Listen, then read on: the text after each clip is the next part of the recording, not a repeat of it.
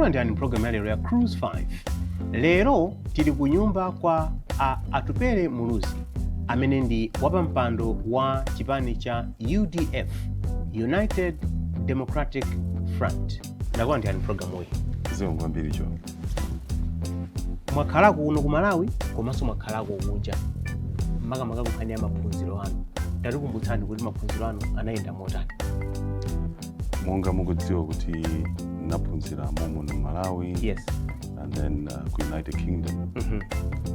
Pamene ndinapanga economics. Yes. Sajuma ndi zamalamulo. Okay. And ndikudziwa kuti zimenezi zakhazi kundithandiza kwambiri. Moyo wanga mundale mdziko muno. Yeah. Law imene iyi koma si ngati law imene timachita kuti akakhale lawyer yayi koma inali ngati mbali ina ya maphunziro okhudzana ndi zachuma kapena inali law ndithu yeniyeni imene timadziwa. No, napanga zachuma. Yes. Then napanga so law. Okay. So it was both economics and then law. Koma I think mene mabwera Malawi ndili zaka around 25. Yes. Pamene no sina zitenge panofika ku court. Okay. Apanga join politics. Yes. Koma mbuyo mumagwirisira ntchito more in the private sector. Oh, mori mukanafuna mukanayamba ndithu kuchita ngati lawyer ngati meti mamudziwira kumene anthu pa milandu ndi zina zote. Yes, zikanatheka ndithu. Koma mutafika simunatsate njira imeneyo yayi. Sinatsate njira imeneyo komanso system ya ku UK. Yes. Time management masiyana kwambiri. Yes, yes. So napa kuti ukabwera kuno ku Malawi umene uchite timaphunziro tinanso kuti akulola lukhoza kugwiritsa ntchito zimene unaphunzira umeneko kuno ku Malawi. Correct. Imi simunachita zimenezo. No, naganizo kuti of course in the private sector. Yeah. But then ndale naziyamba ndili wachinyamata kwambiri. Yes, yes. Age of 25. Okay, fine. So yeah. Munagwira kwa ntchito kuti mmene anthu amachitira kuti wachita maphunziro wamaliza kena kuyamba kupanga apply kena kuka interview kwezo kuti walembedwa ntchito kapenawo munangoyamba mndalezi. No, nagwira ntchito makamaka ku UK. Okay. Nthawi imeneyo ndili wachinyamata. The first job actually was with the London Borough of Hillingdon. Okay. Kumene koko in the legal office. That's the first job. Okay. And then the next one is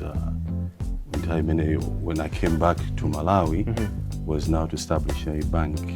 So with late Kalunga Stambuli, we're in the process of establishing an investment bank. Okay. But the main... Koma sina take it bank imene. Well, I think atamwalira late Stambuli. Yeah. Zinakangati kuti zinabweretsa some changes because this was going to be a fully fledged investment bank in Malawi. But ngati munthu wa private sector, yeah, my role has always been, my interest has always been in the private sector. To establish businesses. Yeah. And focus on the private sector and other businesses. Not just in Malawi, but mostly outside the country. So when you do a background education-wise, career, whether you want to be a professional, but I've always wanted to be in the private sector, to own my own companies.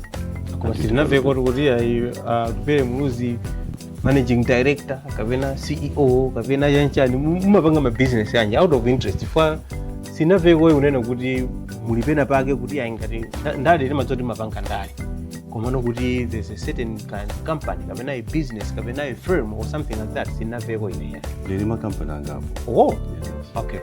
And I'm also the vice president of the Pan-African Business Forum. Okay. Here in Africa. Okay. I'm a shareholder in several companies outside Malawi. And also Lilima Business Angapo. We're going to go heavily in farming. But also mega farms. Well, no, ikala actually commercial farming. Okay. Okay. But my focus is private sector. Okay. I have a number of partners in my business. So my main focus has actually been private sector. Okay. That's where I've always kind of big up what you do. kulowa kwanu mundale munalowa bwanji chifukwa ena amaona kuti kopeza abambo anu Bakili Muluzi anali mtsogoleri wa dziko lino komanso anali munthu wa ndale mwina inuyo anankha ngati anangokukankhizira moni koma inu munena ngati kuti munayamba nokha. Ndinayamba ndekha. Oho. Yes, mukudziwa kuti nali zaka 25 pamene ndinaganiza kuti because upanga contribute because in the service ya kusintha kwa dziko la Malawi. Nali zaka 25 ndakhala mundale over 21 years. Because ukuza job kuti Mulungu amakupatsa moyo umodzi. You only have one life.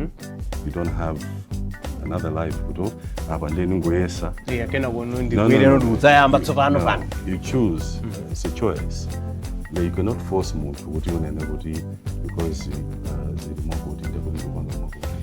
I decided because it was my passion. Munayamba bwanji? Munazilowa bwanji ndalezi? Nazulowa chifukwa nabadwa mundale. Naye ndi interest mundale ndili muno. Okay. Makamaka pamene timaonaso kuti zinthu zikusintha mdzikomo. Took a big interest. Nthawi imene bambo amapanga underground movement. Nali pambali. So I took a big interest in about politics. Mineso the dziko limasintha naliso at the center mabwera kuno Malawi kumikiza ndatsogoleri asipani munga later like bandas onse timadziwana kwambiri atsogoleri onse ngotero. I'm curious for nangasima nalo nthawi kuli muli ku UK so sinduziwa kuti involvement yanu inali munjira yanji kwenikweni kunali za ku Malawi. Just interest. Okay. Kungotsata. Yeah, kuti kuchitika chani kumudzi. Yes, kungotsata. So passion yanga yaikulu the economic transformation. Okay. Kuona kuti tisinthe dziko especially dziko la Malawi. That is my passion. Okay. Ndikamakamba politics ngati mumanditsata bwinobwino ndale zanga sindale za ordinary yayi ndale zanga zosiyana pang'ono. Yeah. Ndimatsata mfundo policies solutions kupeza njira imene ndikuganiza ineyo kuti tikhoza kusintha dziko lathu la Malawi. Nde ndikuona because kwa ineyo ndale it's about solutions kupeza njira zimene zikhoza kuthandiza kuti dziko lisinthe Malawi isinthe miyoyo ya Malawi isinthe kubweresanso maganizo atsopano. Nde ndakhala ndithu ndikufunitsisa ndikubweresa maganizo atsopano kuyambira nthawi imene agenda for change faka munaona kuti iso zinabwera even zolankhula zosiyana about transformation kufuna kusintha zinthu achinyamata nanambobwera patsogolo. It is part of a contribution ine masangalala kwambiri chifukwa ndikufunitsisa kuti pamene Mulungu andipatsa moyo dziko langa lisinthe Malawi isinthe Africa isinthe. Pa 28 May 2022 munalemba kalata kunena kuti mukufuna kusiya kuyendetsa chipani cha UDF ndipo munasankha Lilian Patel kuti ayendetse chipani chimenechi. Panopo sipanapiteso zaka zopitirira 5 just 3 years down the line ndikuyankhulana nanu ndipo ndikunena kuti inu ndi mkulu wa chipani cha UDF. Chinachitika ndi chani? Tirangomaliza chisankho cha 2020 maya anga anadwala cancer. Nde tinapezeka kuti timayendera kuchipatala ku dziko la Kenya for almost 2 years.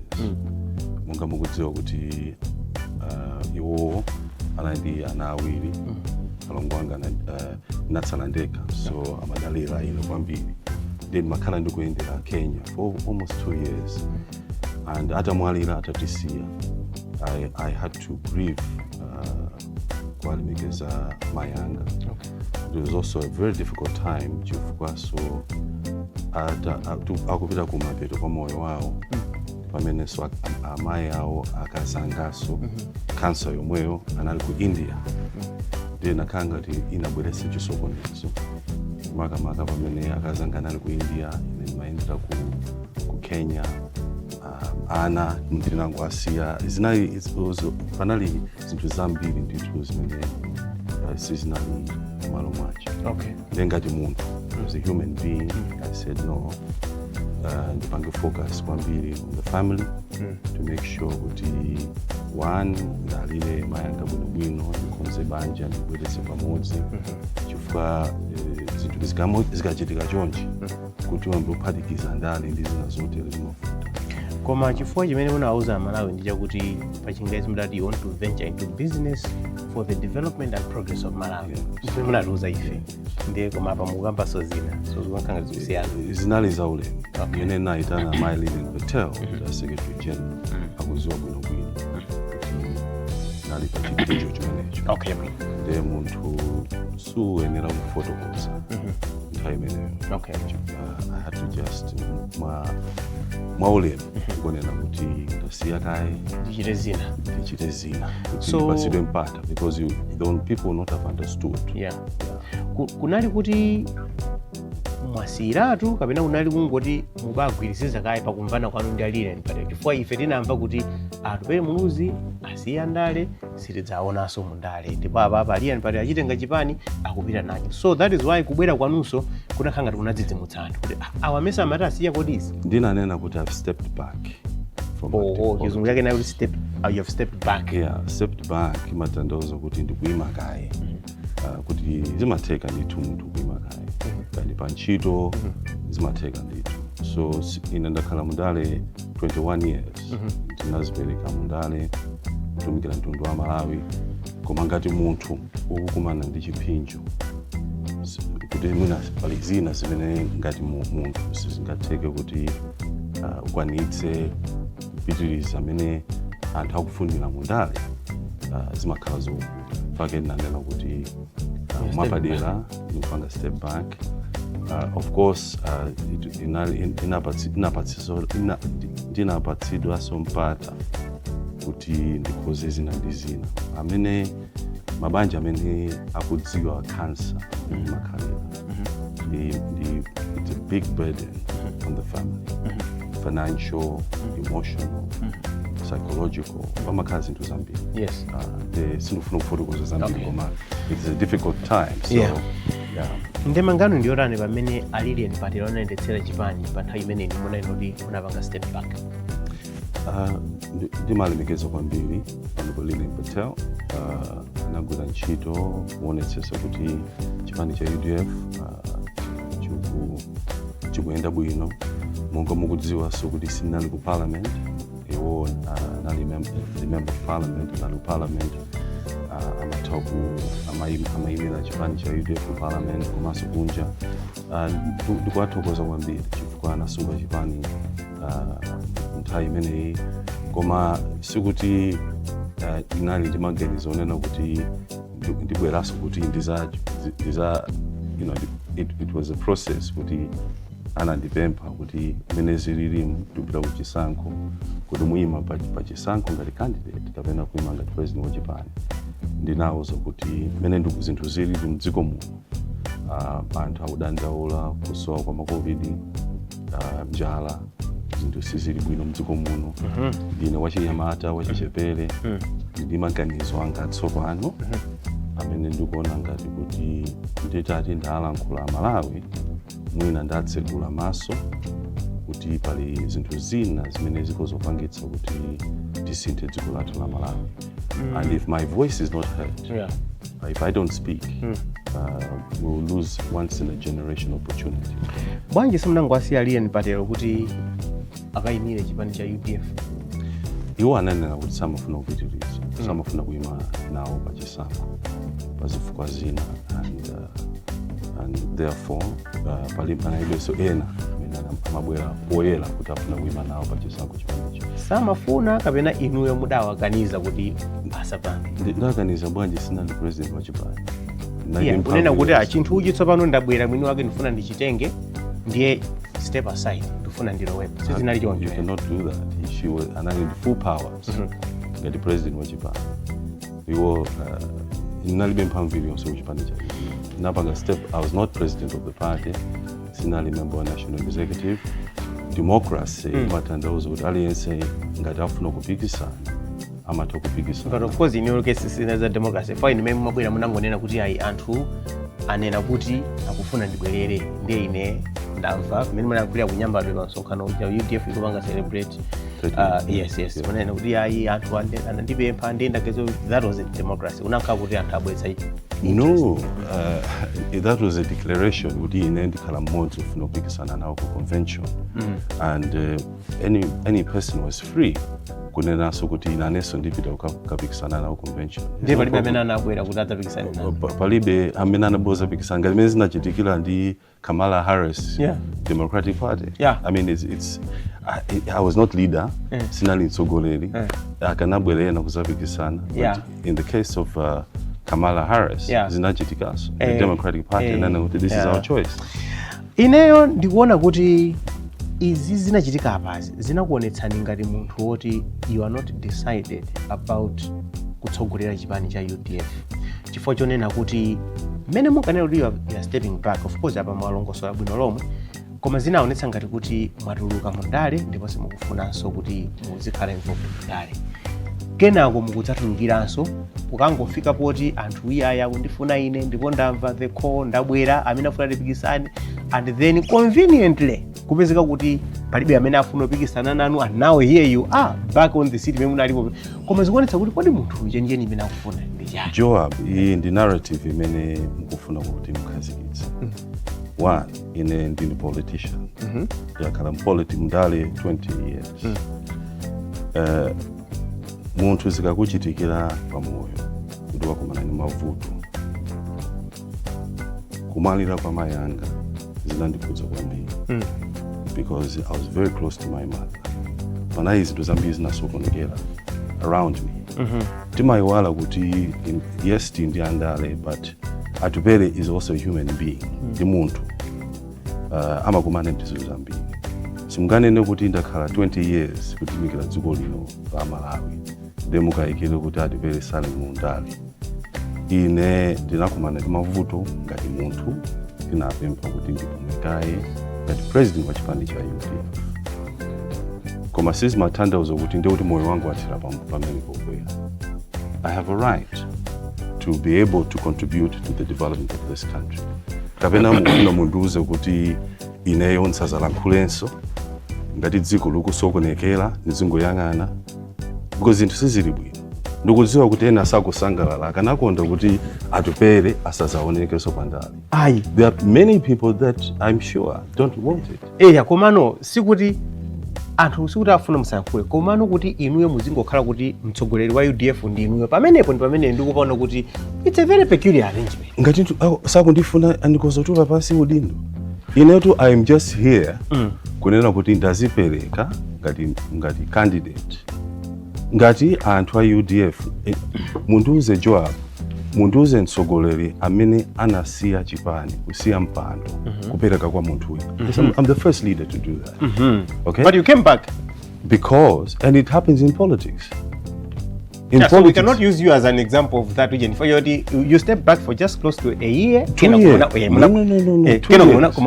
No, 2 years because you're going to an election. Ndiye anthu akunena kuti Atupele ndi wachinyamata adimaganizwa is a good candidate. Bwanji mubwere mwatumikira Malawi zinthu sizili bwino unless you are telling me kuti basi nikanangokhala chete and never speak about the problems mavuto amene Malawi akumana nawo. Koma tonse ndifuna ndikuwuzeni Joab lero tonse tikumana ndi mavuto amene izo ndizoona achuma palibe mdziko muno munthu akozonena kuti zinthu zili bwino. Izo ndizoona drama yavuta kulibe chakudya zinthu zavuta then ndikubwera usalankhula. Yes. Then ena abwera anena kuti iyayi musalankhule khala chete don't join politics because unanena kuti wapuma ndi basi situfunaso kuti ubwereso kuzalankhule dziko la Malawi. How? Ndimafuna ndikufunseniko something that I find interesting that happened in a period imene kunachitika ma convention asipani and ndimafuna muthandize kumvetsetsa inuyo ku UDF palibe munthu amene akupanga ni challenge mpaka namuna kuti ndi president. Ku MCP palibe amene anapanga challenge Dr. Jawera.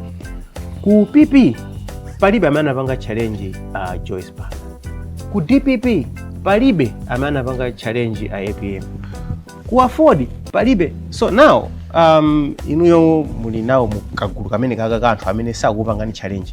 Change chikuchitika ndi chani kumayo? Job, inetu mundika ine sinali president wa Japan. Let's be honest. I was not president of UDF. Anzanga wawa anali atsogole. But when you stepped up, kunena kuti ineyo ndabwera kuti ndidzapikisane nawo apa. Because nobody challenged you. No, listen. The issue here did not panga step back. Yes. Napanga create level playing field. Yes. Nthawi imene I was out. Yeah. Aliyense analipata kubwera kuzanena kuti tufuna titandize, tufuna kuima ngati president wa Japan kapena mtsogoleri wa Japan. There was nobody. Ine nabwera kumapeto. Level playing field, nobody palibe mena amabwera kuzanena kuti ine ndikufuna kubwera kuzathandiza Japan ichi kuti chipite patsogolo, kuti ndikhale ngati mtsogoleri wa Japan. Anyone was free to come forward. Koma what happened kumapeto now nakuti Japan, it has to represent the voices of the people. Kuti amene ayimirira Japan chimene chindindani. So I presented my name atandipempha kuti ndikaima nayo ku convention, but it was very possible kuti andipange andikane. It was very possible kuti ena abwere anene kuti akuima nayo pa chisankho chimene chi. Does it worry you kunena kuti mu Japan chanu mulibe munthu olo mmodzi amene ali ndi presidential ambition? Yes, it worries me. Does it worry you? It worries me. Because this is replicating itself in almost every party, apart from the UTM imene anakapanga convention. Yes, it worries me. Chifukwa choti Dr. South imana mwalira anapanga convention anapeza mtu. Koma all the major, let's call them major political parties in Malawi. Yeah. Nobody wants to compete. Ndi anthu amene ali pampando. No, it worries What is that? Yeah. Is that normal? It's not normal. Ineyo, I've got a theory. Ndiwona kuti inuyo anthu amene muli pa mipando imene kapena amene munakhala pa mipando imene chilipo chimene mmapanga choti mukangonena kuti ndiyimira ndineyo palibe wina amene amabwera kuti akutsutseni. Would I be wrong to make that conclusion? Ineyo amene ndikuziwira ine sinali president wa Japan, sinali in control of the process, sinali member of the national executive nthawi imeneja, nali munthu wamba. Ntajoka ngapha. Yeah, but you are very muluzi. What happened? Well, what happened? Oh, look what happened. Ku DPP, a similar thing happened. Arthur Peter Mutharika ananena kuti anapanga express kunena kuti ine I think izizinda zisi and panaoneka kuti anthu they were positioning themselves with imamva ndithu maina. Yeah. Almost 7 to 8 people said no. The moment Professor Arthur Peter Mutharika said ndabweranso, strangely palibe munthu amene afuna, and yet before that panali anthu amene amanena kuti ine ndifuna kutsogolera. So I don't want to speak about the DPP because they can speak for themselves. Yeah. Komano, you are a sharp gentleman. This is unusual. We need to. This is unusual. It's unusual. And one, pafunika nditu. Mwina iniwe simu kumalola anthu kuti azipikisana. You are not creating an atmosphere yoti anthu akoza kulimba mtima kuti apikisane naye. Ngati ndapanga step back ngati president wa Japan, ndimafunitsisa kuti people should emerge anthu abwere apikisane. Nanena kuti ndasiya mpando wa president. Munthu uzinda ngati mdziko muno mbiri ya dziko lino amene ananena kuti voluntarily ndasiya mpando wa president wa Japan. Kupereka kwa munthu wina full control. So bwanji anthu samabwera come forward unena kuti pamene Atupele wasiya ife tikubwera kufuna kuzatenga chipanichi. The problem because you know kuti ndale it is not easy. Zimaoneka very easy. It is not easy. It's tough. It's a sacrifice. And ndoche pamene amafuna kuti azipereke kuti apange sacrifice, because to be a president of a political party simasewe funa ndikuze it's very very tough. And I would love kuti Japan chipange open up. Political parties should open up. You see, the worrying thing competition, is but I cannot speak for other parties. You cannot. No. Yes. Komano, I agree with you. As a potential voter, do you realize that ballot paper many onegere ya chaka chino is almost ndende many monegera in 2019? Yeah. And as a country, are we serious? Even 2014. Even 2014, actually. It's a replica of 2014. 15 years down the line. Yeah. Are we serious as a country? We are building a nation. Well, with the same faces, the same Atupele, the same Chakwera, the same APM, the same Joyce Banda, but then you can almost, you don't even have to watch anything. You know, I know who is going to be contesting this year. What should I do? You should do what you should do. Tibange yonchi musampange zimene munavangitsa kuti anthu asalole kupikisana. Ndinavanga ya. Musapange zimene zimapangitsa kuti anthu aziopa kupikisana. Sizoona kunena kuti we have secretary generals, we have regional governors. Those people are very ambitious politicians. Yeah. But zikakumbati ya president, they don't want akangonena mwini wake yakuti ine ndikuyimira. Everybody falls off. Yeah, it's a competition. Zimene mmachitazo musamapange zimenezo anthu azilimba mtima muchipani. There should be healthy competition. How can people compete for secretary general, for Chanchan, and the only seat that nobody wants to compete? Yes. It doesn't make sense. That is how I look at it as an ordinary person. Tikaona ni political life yanu mene mwaendera Atupele muzi zimaoneka kuti I don't know how you play your cards koma makauti muli relevant ndithu muzipani zosiyana fanda ya Joyce Banda it's only nthawi ya bingu imene mumapanga push agenda for change ija koma nthawi ya Joyce Banda munapoti the minister nthawi ya Eugenia Peter Mutharika ndinuso minister and we had this conversation at that time. Ngabe zimandidabwitsa kuti kodi president yawo kweni amafuna chiyani chifukwa inuyo ngati kodi muyendetsa chipani chimene chili mu opposition koma zimaoneka ngati kuti inuyo ngati mtsogoleri wa chipanicho you are willing to go mwina apa paso alakhaona anakupatsaniso minister mu government ili voice ndakapasa kuti Atupele muzi minister of this inu mazoona bwanji zimene simuona ngati zimafoketsa position ya chipani cha UDF ngati chipani chotsutsa boma munyengo imene. Yeah, ndizoteka. Mu 2012 kunaibe mafuta, kunaibe foreign exchange, kunali mavuto. President Joyce Banda ananipanga appoint Minister of Economic Planning and Development. Komanso Malawi governor to the World Bank. Kuti tipange plan tikule ntchito ndakatswiri mdziko muno komanso kunja ikhale ndi plan yokhonza vuto limene nthawi ya 2012 ili zitavuta kwambiri ndiye tinabwera tinapanga economic recovery plan imene anandiuza kuti nditsogolere zimene zinapangisa so kuti chuma chibwerere muchimachi mafuta abwerere because I know experience imeneyo inandiphunzitsa kwambiri how to manage a crisis makamaka economic crisis. Anandipemba chifukwa it was a big crisis in the one side political capital mbali inaso kuganiza kuti tipanga bwanji dziko kuti zinthu ziyende. 2014 ndipanga za agenda for change. Pondipemba time manager it was chifukwa chisankho panali ma issues ndithu chisankho cha 2014 and anandipemba makamaka international community, my leaders in Africa, more than any former president, late President Nyoma, and I depend. But look, you're a young man. One, you need experience of government. You need to understand government better, and two, you need to provide leadership and stability. Chifukwa, yes, Ndale is one thing, Wayankhula, but politics is about solutions. It's about finding and getting the necessary experience in government. Because, of course, politics is all about winning, but it's also about winning. Add value. For example, national ID in Tumbai, the Minister of Home Affairs and Internal Security. That means national ID because the current national ID in Zomwe. But many times national ID. panaliso zinthu zina zimene nimaona ngati kuti zofunikira kwambiri because I'm a reformer, land reform.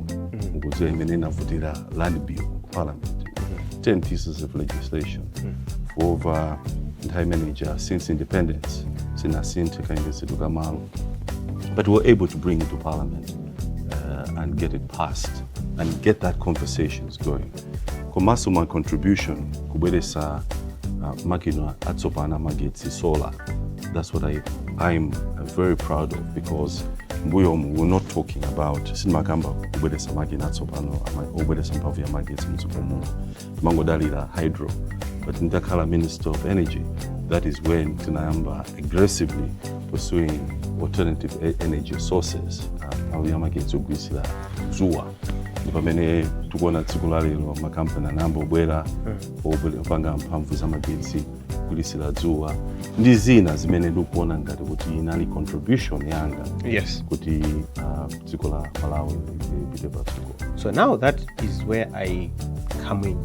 Pali inuyo ngati munthu and pali chipani chimene mukutogolera. Inu ngati munthu kulongosola zimene mukuchitazi. But you also had a duty or a task to consolidate chipani chanu ngati a force that people can look at ngati the next government. Koma, you are taking that party to this government and to that government and to that government. Now people don't know. The UDF doesn't have a face. Kuti chipani ichi ndi chipani chanji. Kuti tili mboma kapena ndife otsutsa. Kuti tiziyankhula ngati ndani. And that is what has led to the situation where up to now UDF people can't place it. Where is it? Its voice can't be heard. It's nowhere on the political landscape. Chifukwa cha kuchikoka kumapititsa ubale osiyana amenewo. Ndale zasintha. Mene mukuona so kuyambira 2020 tinanena kuti 50+1. Yes. Palibe chipani chimodzi chimene chikhoza kuwina pachoka ndikuyendesa boma pachoka. Kutanthauza kuti mu Africa muno ndale zikusintha, mu Malawi muno ndale zikusintha. Mutenge imene zikuchitika ku South Africa, ANC, boma, DA, boma, Government of National Unity, Inkatha Freedom Party, Government of National Unity. Yes, the risk is you can lose identity. You munatinazo also ku Zimbabwe with the ZANU-PF and then time manager Morgan Tsvangirai.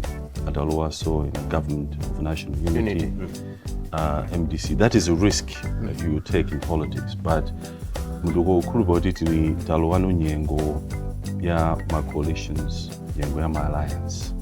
Maka pamineti ndi 50+1. And there are palima advantages, also palima disadvantages. Disadvantages in the photoposa, nkani identity.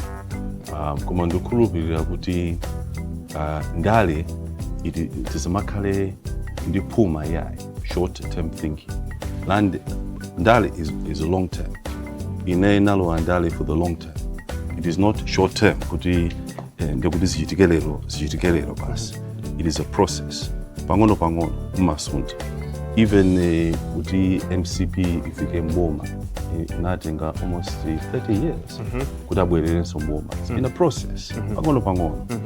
The ndukhulupirira kuti ine komanso chipani cha UDF anthu kunjako akhala ndithu akuona kufunikira kwa chipani cha UDF under my leadership. Mbuyomu chipani cha UDF tinamenyera democracy mdziko muno. Panopa ine ndukhulupirira kuti chipani cha UDF chikuyimira businesses zipite patsogolo, business first. Chifukwa tachoka nthawi yodalira kuti boma izipanga zonse. Chuma chimachokera ku business. Chuma sichichokera ku boma. So tufuna kuti ma business patsogolo chifukwa so maiko amene amatithandiza ndalama edi akuchepetsa ndalama chithandizo chimenechi. Ndetenda kupeza njira zatsopano kuti chuma chathu chipite patsogolo. Ife timadziwa kuti private sector, business, ndimene imapanga ndalama, ndimene imalemba ntchito anthu. Focus yathu mukumbukira 1994 pamene dziko la economy yathu inatseguka. Pamene ma business ambiri anayamba, Malawi khala ndi ma business, Malawi khala ndi makobiri.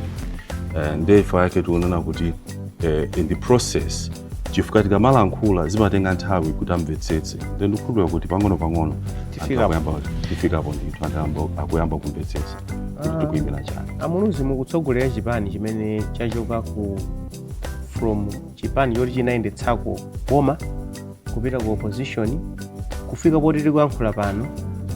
You can't even hold primary elections. Munayamba ma primary elections. Tinayamba ma primary elections. Munayimitsa. Tinayimitsa. Pano. No, tikupitiriza in the next few weeks. My primary elections achitika masuku akubwerawa. Tinayamba bwinobwino koma timakonza tinapanga reshuffle amaudindo muchipani. Primaries malomo gani kukayimitsa upanga reshuffle. What is that? It is leadership, meaning kuti naona zina zake zimene pamafunika kusinda. It shows kuti ndiri kumambia ko simu naunike bwinobwino because mukayamba munene uri mwayamba basi. No, mwaona muzipani zambiri muri zipwirikiti ngani ama primaries.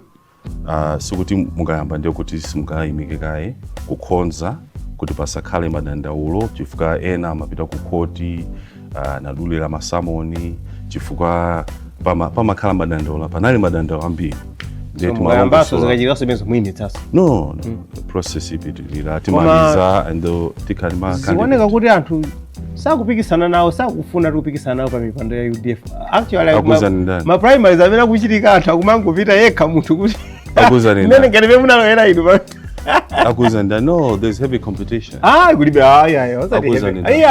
osatandiuza ndimakhala m'Malawi muno ndio munoti analoya ndani kulibe ko ma competition anthu mipando ya UDF sakulimbirana kunjako. Munthu akangonena kuti ine ndifuna kukhala UDF akungolowa basi poera 1 2 meaning what?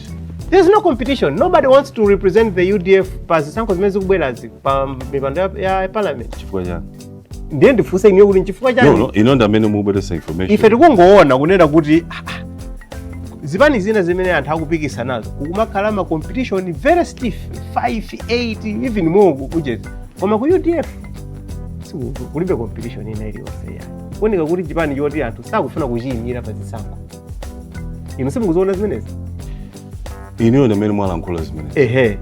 The mfotokoze because mundifunsa ine ndikuona kuti ma primaries anthu kuli competition.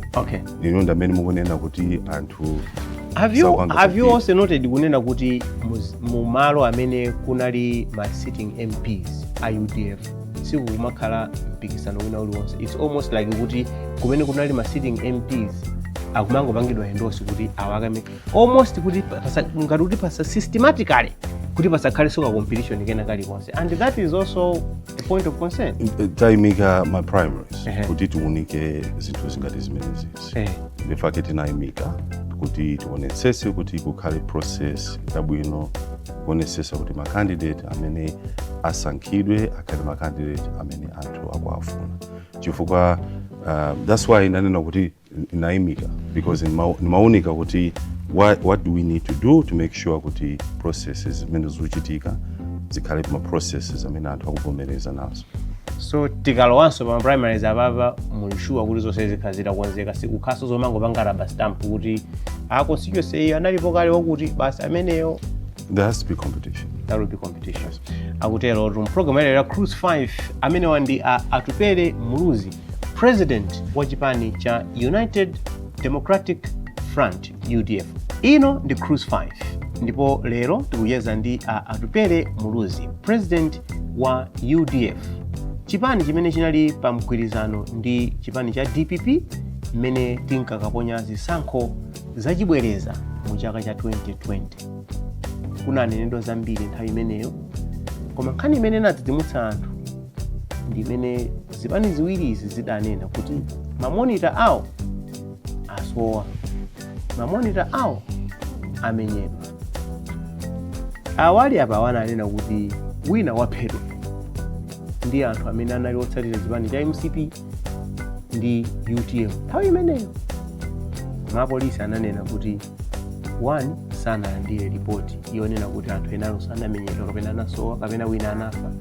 2 anthu amene wawo almost 15 anasowa, 12 anamenyedwa, mmodzi anafa.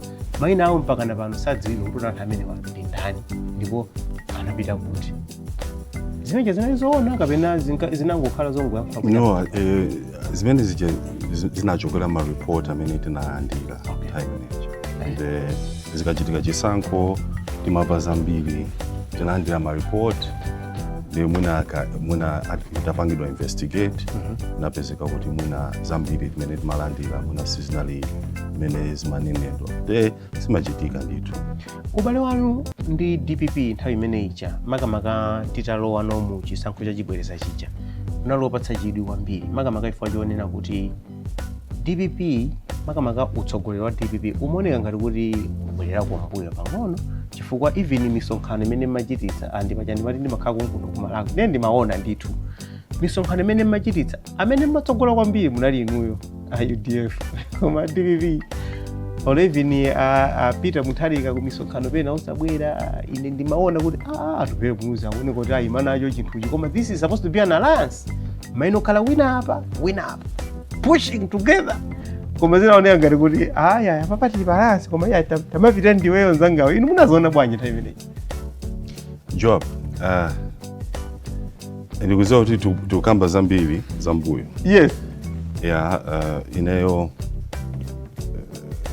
sinikuziwa ndikozo kuyankha bwanji, koma zinthu zinachitika zimene zinalili, koma ngati politician ndikuyang'ana kwambiri, ndikukhuzidwa kwambiri mene zinthu zilili mdziko muno. Talking about going forward, atabweranso a DPP kunena kuti tikufuna tipange nanu mgwirizano kuza kwavomera. Ineyo number one ndikuona kuti pali chinthu chimene chikuchitika pa dziko lonse lapansi chimene ife Amalawi sitikukamba, komanso tafika nthawi imene ndikoza kunena kuti it's a generational opportunity. Kungopanga miss window imeneyi sitinuza kuti Malawi ngati isapezesa mpata kuti tisinthe chuma chathu cha dziko. Ndikamayang'ana zinthu mene ziwendera pandale, number one, kodi tipanga bwanji kuti tithetse mavuto amene tikumana nawo mdziko muno. What is the solution? Okay. So any potential alliance tiziyang'ana kuti kodi tikunika kuthetsa mavuto kapena tungofuna kulowa mboma. What is the plan? Plan ndi yotani. Kodi mukuvomereza plan ya Atupele, because inenda bwera poyera the business first. Ndi plan izi ndimene organizera kuti tikwaniritse kuti tisinthe dziko la Malawi. Andapereka zifukwa. Ndi zifukwa zimene zikuyankha, so the reason why I've come back now. Chifukwa is also the international pressure kuti ndibwerereso mundale, because you miss this window. I don't think Malawi will have that opportunity again.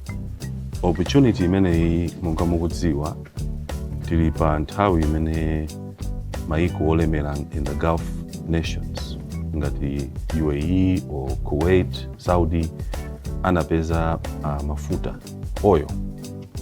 Inali nthawi yofunika kwambiri imene mafunika leadership to transform, kusintha mioyo yawo, kusintha maiko awo.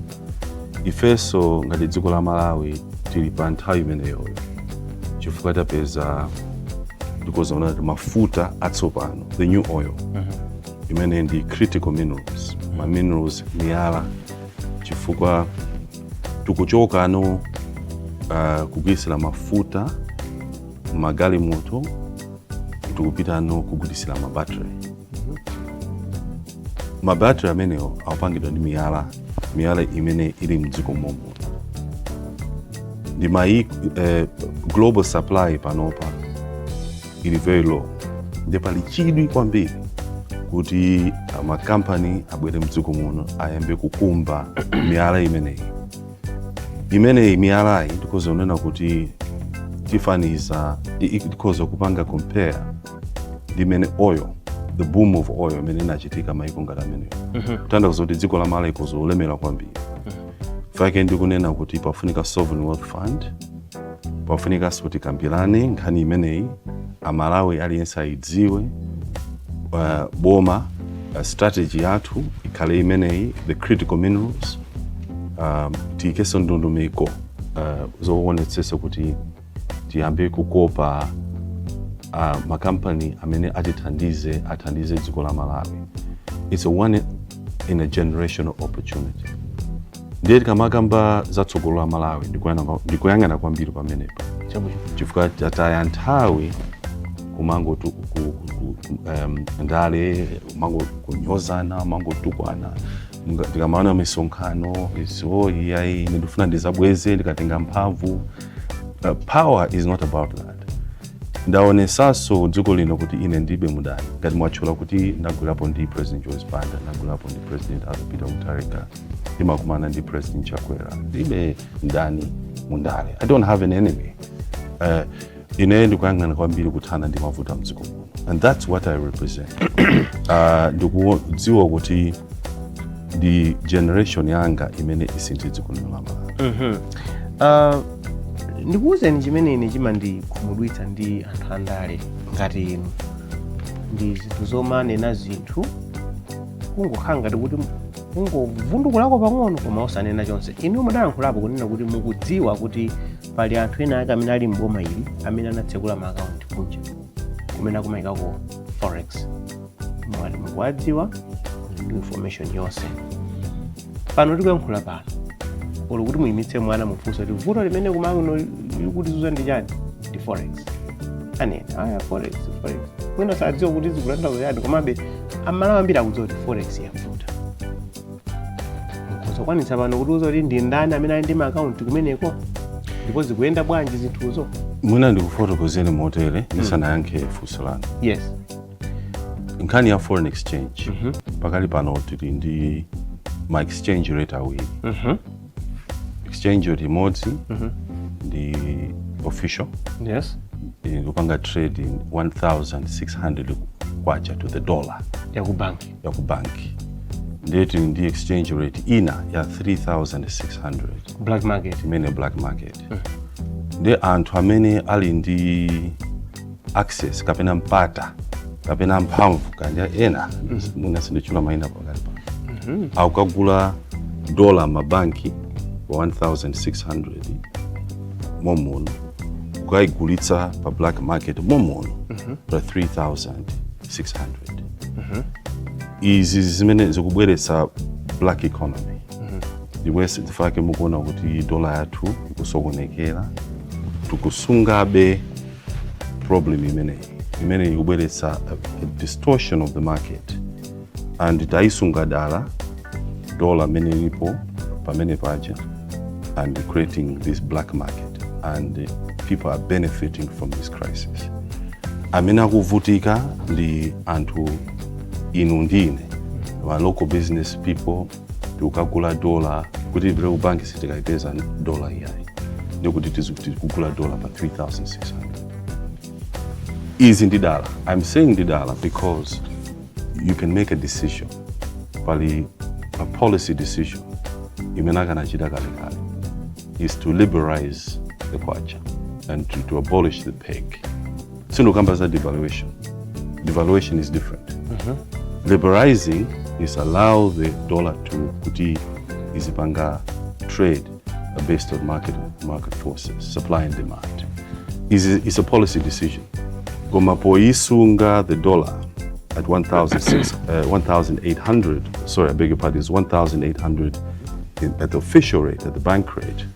You are creating the black economy, and you are distorting the market. And zimene zikuchitika so menenda fotokoza. Zimene mumathandauza ndi ndrama zimene zabedwa dziko muno. Yes. Zimene zili kunja. Mwina ndikozokunena kuti that is zimene zinapangisaso kuti maiko amene amatithandiza ndrama anyanyale asamati paseso ndrama aid. Zimene zinapangisaso kuti pakhale mavuto amene mwakamukumva makamaka ni maboma ena amene analengeza kuti awa ndi awa asabwere mdziko lino. We're cutting the ability kuti mupeze ma visas, mupeze access to the United States. Komanso